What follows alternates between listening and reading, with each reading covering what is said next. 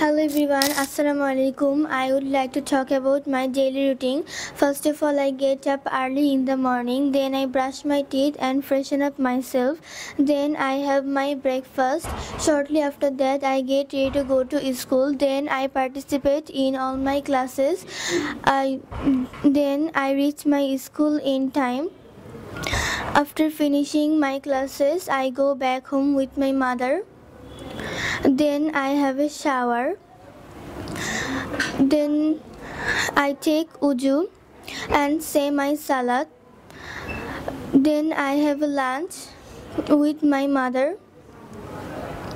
Then I have a nap an hour. Shortly after that, I get ready to go to English master. After finishing my classes, I go back home with my mother. Then I study until 10 p.m.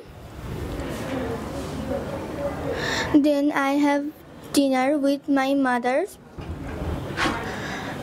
Then I go to bed at 11 p.m. Thank you. আপনার সন্তানকে English শেখাতে আজই যোগাযোগ করুন English master, দক্ষিণ বনশ্রী, শাপলা building সংলগ্ন, lifted 3, block কে।